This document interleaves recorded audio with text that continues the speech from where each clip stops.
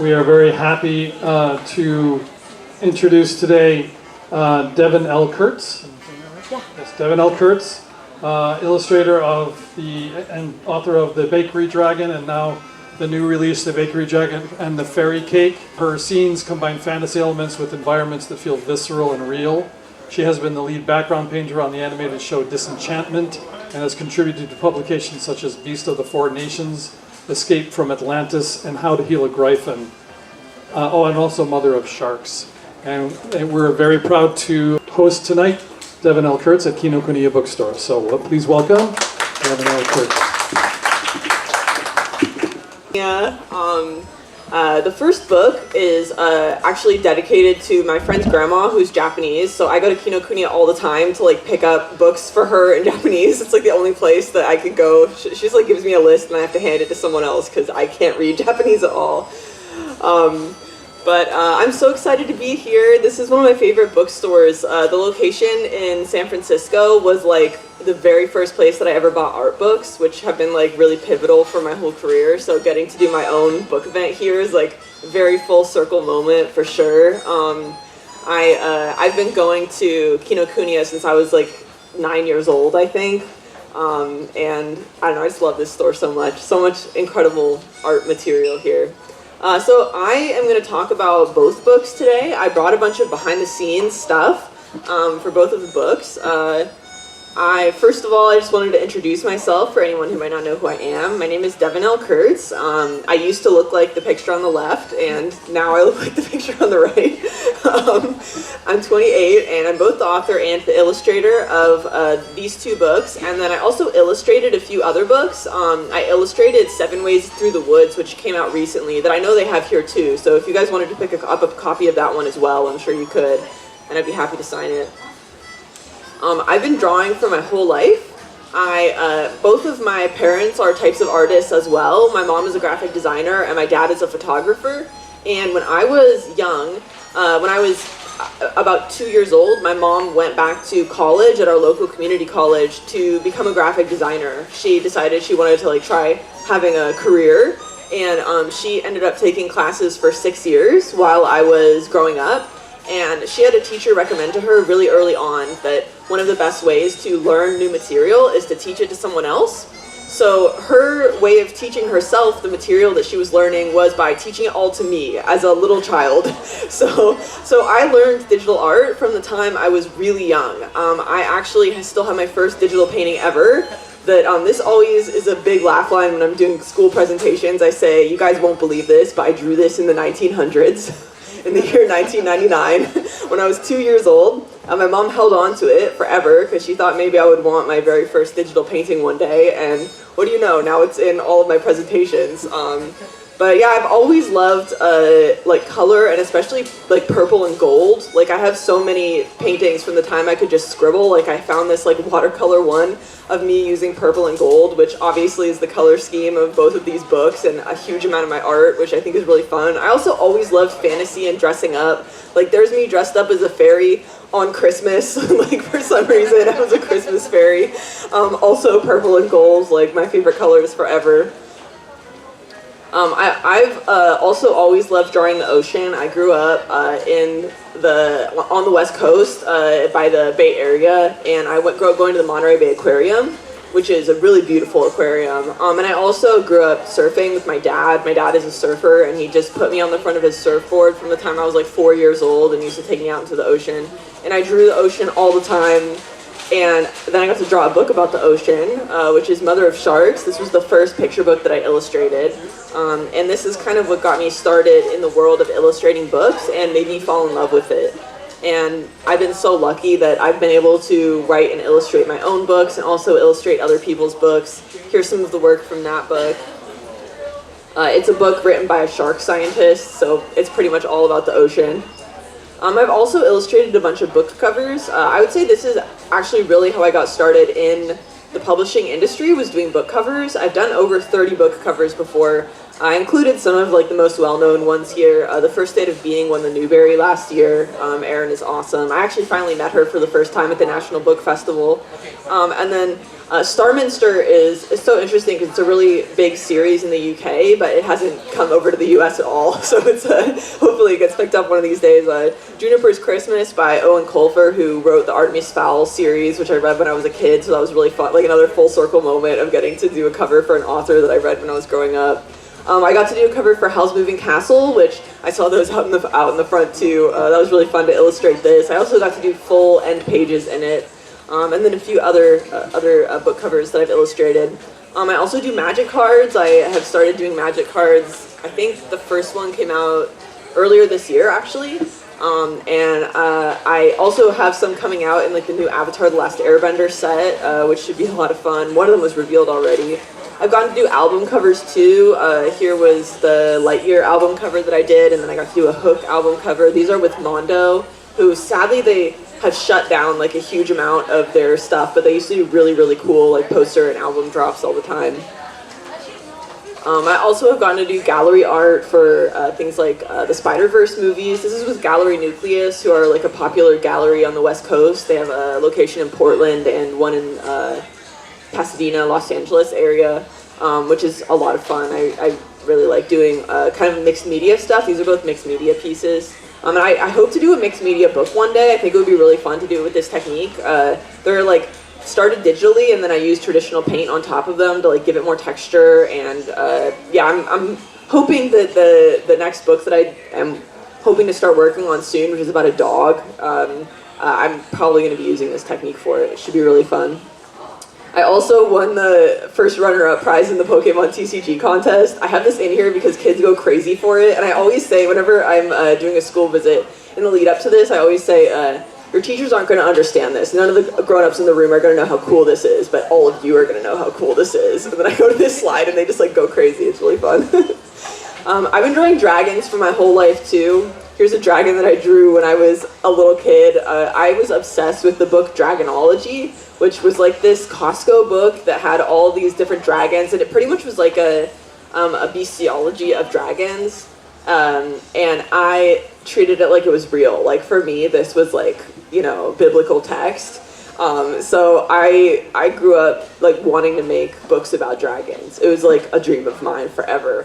And when I drew this piece was a piece from my series of modern dragons, of like dragons in the modern world, something about this just wouldn't leave me. Like I just kept feeling like there was more to it. There was like more to the story. I drew this in 2021 when we were all still very like remote, like all working remotely, and it was like hard to see people.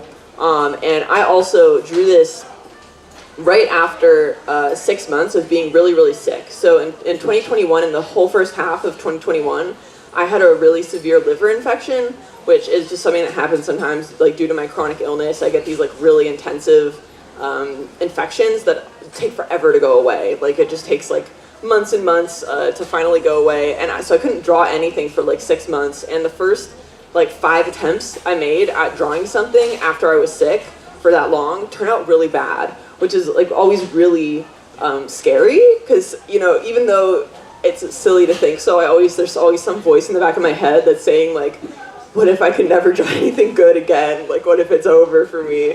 What if I'm cooked? But then I drew this, and I was so happy with it. Like, I was like, oh my god, like I made something I'm proud of, and I was like, I don't even care like if other people like it. Like, I just feel happy that I made something that made me happy again. And I feel like it kind of expressed a lot of what I was feeling, which was like being outside, like separated from everything that I wanted, because I was watching other people's lives progress through the screen, but I was so separated from it because I was just spending all my time sick. And then when I posted it, I feel like everyone really resonated with it too. Like I think that because it was 2021, we all were kind of experiencing this thing that, because of my chronic illness, I've experienced my whole life of just going these periods where I don't get to see anybody, but suddenly it was like everyone knew what it was like to have not seen anybody for a really long time. And I think it resonated really strongly because of that. It ended up being like my most viral post ever online, and everyone was demanding a follow-up. They were like, we need to see what happens to this little dragon. Like, you can't leave us hanging here. So I drew a follow-up, of course, of him breaking into the bakery and curling up on loaves of bread, but even after this, he still just wouldn't leave my mind. I still just felt like there was more to the story. This was around the time that my art book, the 3D Total, which Kinokuniya also has, if you guys want to grab a copy, it was on Kickstarter with 3D Total, and that was how my agent found me. He saw the Kickstarter, and he just like cold emailed me and then cold called me and was like, hey, have you ever wanted to make books? Have you ever thought about making books? And I feel like things just kind of fell into place. Like we pitched a few other things first because I was like, oh, I don't want to use my best idea first. But then he finally was like, I think your best idea is what we should pitch. And I was like, you know what, I think you're right. And we pitched the Bakery Dragon. Here was the first drawings that I did of Ember, the Bakery Dragon, from the pitch. He looks a little bit different now than he did here. I definitely made him a little bit like babier, and I also made him into a design that's easier to like make cooking. Like I needed him to be a little bit more like a human toddler and a little bit less like a dog, so that it made more sense for him to be like using cooking utensils. But I still feel like there's a lot of who he became in these very first drawings that I made, and there's a lot of like the stylistic elements that have ended up in the book from these very first drawings. I have some of the earliest sketches that I made of Ember, and what's really fun is that this sketch here actually became the opening page of the second book. So I've held on to some of my like earliest sketches of Ember, and they have been used later on. It just took me a little bit more time to get there. But it's the opening spread of him hugging the bread loaves in a sea of bread loaves. Yeah, you got it right there. It was really cool to be able to go back into my sketchbooks and pull this out. And I'm working on an art book for the Bakery Dragon right now, so a lot of that stuff is going to end up in there. Here was the earliest design that I did of the bakery. I come from the world of animation. I worked in the animation industry for 4 years. I worked on a TV show called Disenchantment, which is out on Netflix, and I led the background paint department. So working on backgrounds like this is like definitely my comfort zone. So I think that one of the first things I wanted to do was design a bakery, and I really wanted to do a lot of storytelling with the environments. Something that is really fun about picture books is that because the page count is so short and you're so limited with how many words you can put on the page, you end up having to do a lot of heavy lifting with the illustrations, which is something that I love. Like a lot of the storytelling happens in the background in each spread. You can learn a lot about the village and the characters and like how they live and how they interact with each other just from the environments. And I feel like I got to channel all my environment drawing skills from animation into making this book, which was a lot of fun. I wanted the bakery to feel homey, messy, but organized in a way that made sense to her. You know, she's a solo operation until Ember shows up, the baker. And it's definitely small and rustic. Like this is her first bakery. She's just getting started. Here was the first drawing that I did of the town. I really wanted the locations to feel real. Like I wanted it to feel really immersive. I wanted everyone to be able to open the book and almost feel like they're in a movie a little bit. So I spent a lot of time trying to get the right vibe, trying to make the locations feel real. The transition between the mountain and the field space and the town. And I modeled this all out in 3D, which probably sounds a little crazy. It took a long time. But it has come in handy so much. Like I use that all the time now, so that I just can keep things consistent all the time. I've modeled the bakery in 3D and the town. And then I just sketched all the dragons out. They've changed a little bit. A lot of them have changed colors. I switched their colors around just to make the color scheme of the book work a little bit better. I wanted to have a rainbow of dragons. And I really wanted, and I added a few more dragons too. I really wanted to represent like all different types of dragons. Some look kind of like dinosaurs, some look like Eastern dragons, some look like Western dragons, and I added a few more that look more like the really like long snake-like types of dragons. I wanted the dragons to all feel really different. I didn't want it to be a situation where there's like an anime main character and then all the background characters look identical. I really wanted all the background characters to have their own personality too, and to like feel like they're part of a real world. Which I think has really worked out, because now we're talking, like I've been talking with my publisher about exploring like the other dragon stories, and like maybe they have their own personalities too, and maybe they have their own hobbies, who knows. Talk to my friends a lot about the personalities of all the other dragons. They do have names. In the third book, some of them end up being named on their Christmas sweaters, so you'll be able to learn some of their names next year. I also wanted to show you guys some of the like sketch to final processes. My sketch process is very specific. My sketches like don't look good on their own as sketches. Well, like they're not designed to look good on their own as sketches. I sketch with a hard square brush, which is very purposeful, like with no pressure sensitivity on, which is very purposeful because it's very, very hard or even impossible to make a drawing that looks good with this brush, which forces me to not think about the sketch itself. I only want to think about its usefulness and how it's going to like serve the final painting. So I really am just using these drawings as a guide for myself, and I'm just trying to define the shapes, the forms, like all the plane changes. I want it to just be a really clear guide of how I'm going to paint the book later. I do, in my sketches, like to indicate some like color and light, and some, kind of the feeling of it. They do change a little bit. You can see, like for example, here is the final version. And I did change Ember's design a little bit. Like I think he is made a little bit more consistent through the book from the sketches to the final. We ended up moving some text, but I think the feel of it is still very similar. Like the plan that I set up initially usually ends up panning out pretty closely with these books especially. Some books it ends up changing a lot more, but with this project in particular, I found that like with the team that I'm working on, my editor Catherine and my art director Sarah, by the time we finalize the sketches, we're really like ready to go ahead and paint. I have not had a single time where I've painted a page and then we've had to change something later. Like I feel like we've really worked out, not something major at least, like we make minor changes of course. And sometimes I end up saying that I want to change something. But I've been really lucky with this team that I feel like we've gotten really good at working out all the problems with these sketches at the sketch phase before we go to final. Here's another one of the sketches. This is from the moment that Ember runs into the bakery. I think that my sketches are probably very reminiscent of animation sketches more than they are of like typical book sketches. I think that a lot of the reviews for the book mention that it looks animated, which it's cool to bring that flavor, I think, and kind of like meld the two worlds that I'm from. I think my sketches do look kind of like storyboards. I use a lot of animation industry things like coloring in the characters to make sure they're visible in the sketches. And then I also write in a way, in the animation industry, there's two ways of writing books. One of them is writing TV shows. One of them is script driven, which is when all of the writing is like written out in a normal script. But then the other type of animated show is called a board driven show, which is where you jump right into storyboarding. You essentially have a synopsis for the story of the episode, and then you go straight into storyboarding from there. So the storyboarders end up doing a lot of the writing. And my writing process is board driven. Like I always tell my animation friends that, and they know exactly what I mean, which is that a lot of the writing happens as I'm drawing. And I have a really hard time just writing on its own. I really need to be drawing too, because sometimes I'll write something and when I go to draw it, I realize it doesn't flow at all. So I've found the best success with starting with thumbnails and actually just writing as I thumbnail it, drawing and writing at the same time.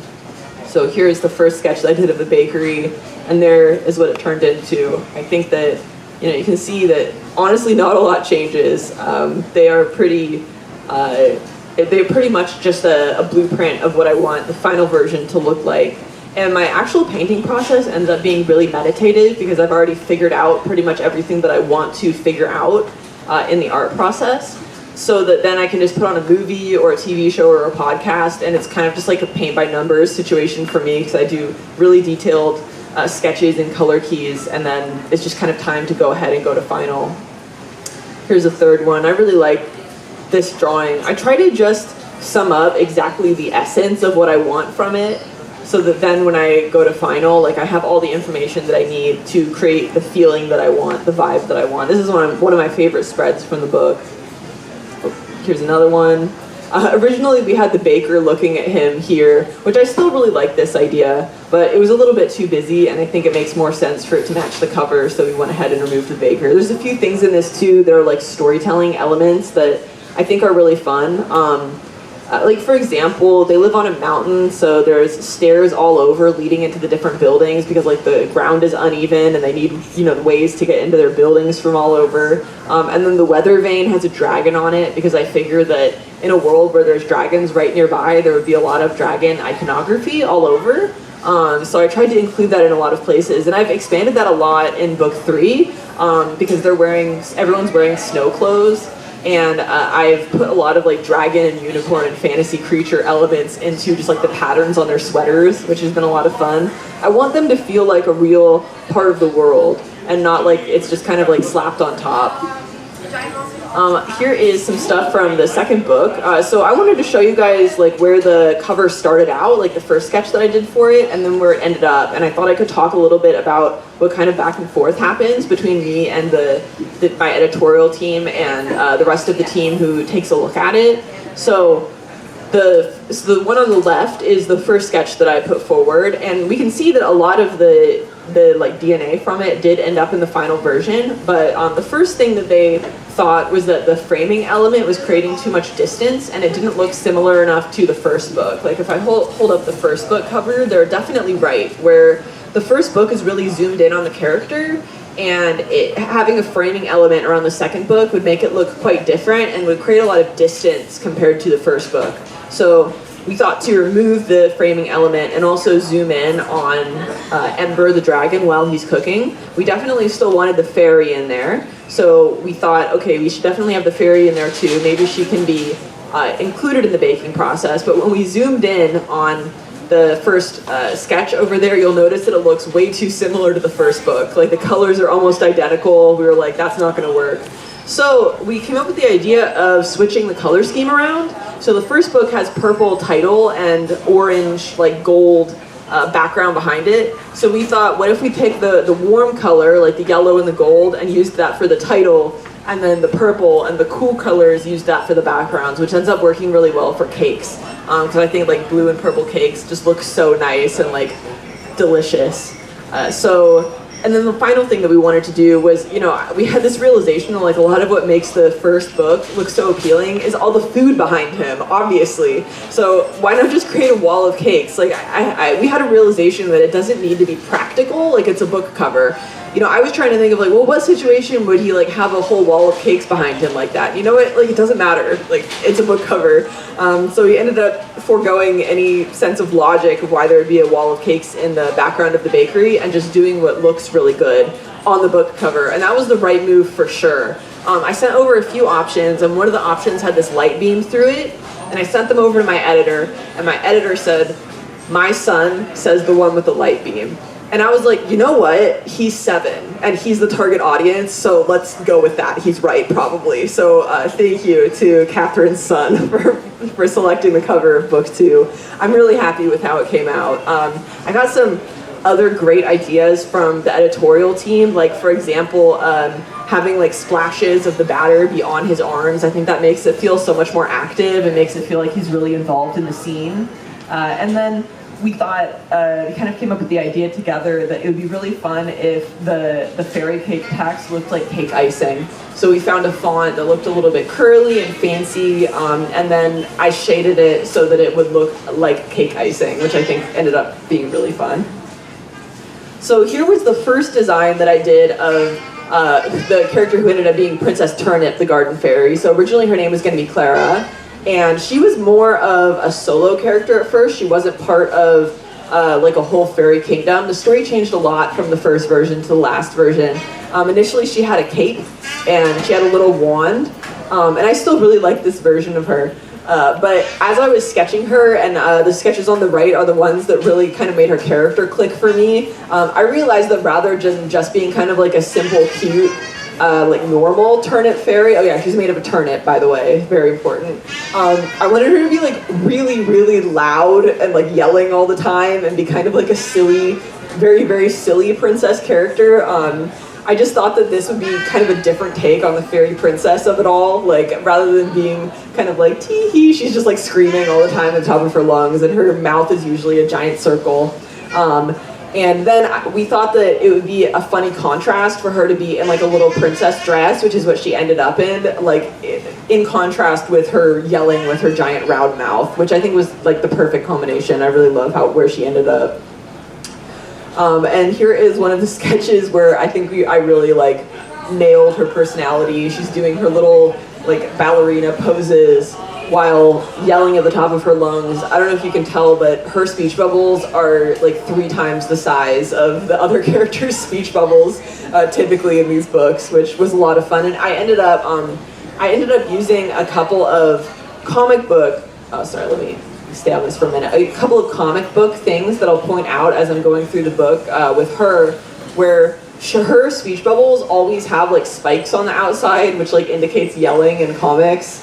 Which I think is a fun tell for kids. Like I have thought a little bit for there to be some intro to comic book type stuff in these books. For example, we have sound effects in these books, which is pretty unusual for picture books. But like if the rain's coming down, we've got like plip plop plip. If something's crashing, it says crash. And I've really enjoyed adding those little bits of comic book influence.